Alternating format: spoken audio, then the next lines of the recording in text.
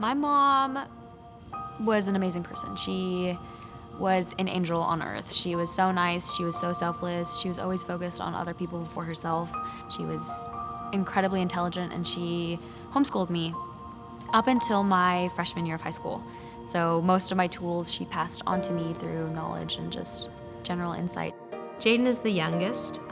She, came a little bit later than all the rest of us, so I think that really gave her a lot of one-on-one attention from her mom. My mom was her biggest fan. She was at all of her basketball games. She loved to watch Jadyn participate in athletics. She was a huge fan of Jadyn's interest in basketball, so she was always the loudest person in the audience cheering her on. I think that they had a really, really tight bond. I found out my mom was diagnosed December of my freshman year. I found out the day of a game. Walking off the court crying that day was really emotional for me.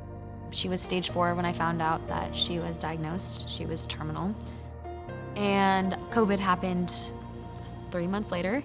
I would take care of her full time through the day, spend as much time as I possibly could with her, and then when she would fall asleep, I would go and do my little mountain of homework. And then she passed away the summer of my sophomore year, so I had about a year. It was pretty quick from there. My bone disorder is called MHE. I develop little calcium deposits all around my flat bones and joints in the form of like little bone spurs, and they can be as small as like a little fingernail to as big as about a golf ball. So each surgery that Jadyn has is going to be different depending on, where these extra bones crop up and what they're kind of crowding. I think the most complicated surgery that she's had is definitely going to have been her last one, which she had in the first week of October of last year. They had to remove the front of her rib, one of her ribs, because she had one of those extra bones growing on the inside and trying to perforate her kidney and her lung. I think that that's sort of the special thing about Jadyn, is that you wouldn't know if you just met her in the hallway or you just met her in the street. You wouldn't know that she's going through what she's went through, right? The amount of adversity she's covered and dealt with in her life is unique, and people go through their whole life and not deal with that much adversity, and you'd have no idea. She perseveres through and just keeps going. She takes challenges and she turns them around. When there's a problem, she looks for a solution.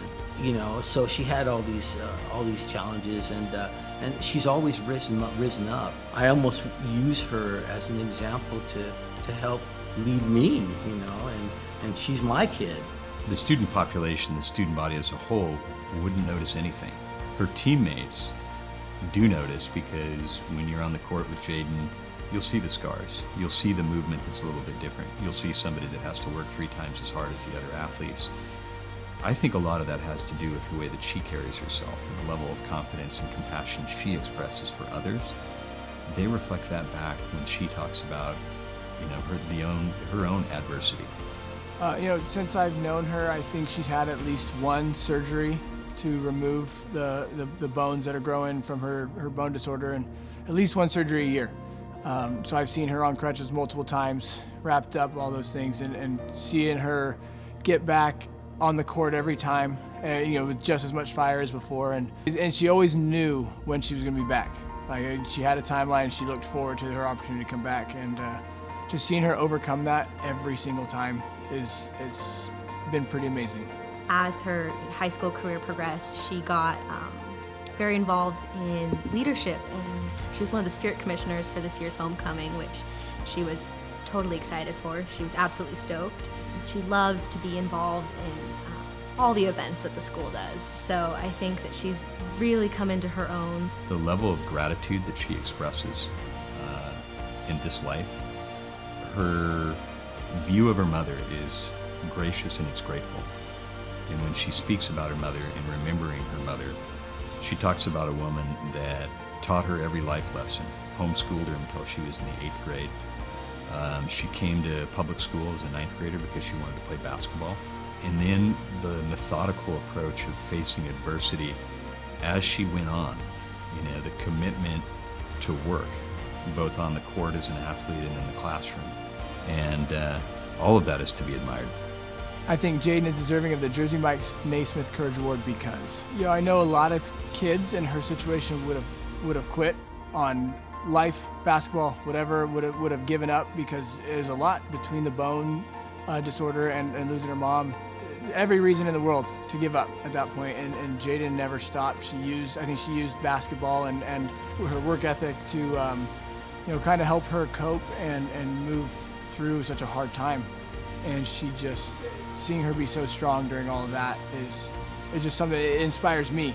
And I'm proud of her. I'm proud of the woman that she's become. And there's a lot more that I'm looking forward to being able to see how she gets on in life, and I'm excited for her. I was honestly really surprised when I received the award. Like, why did I get picked? I thought about it a lot, like even before I knew I won. I thought about it, I was like, they have so many applications, so why was it me? And I think that my story is a really unique story. It's not something you hear every day, and I think that because I work so hard in school and I work so hard in sports, people wouldn't know how hard I was struggling throughout the process of just high school. And because I didn't let them see how hard it was for me. I think that this is an opportunity for me to share my story on another level and kind of show people that it's okay to go through challenging things as long as you come out at the end of the tunnel and know that there's better things coming.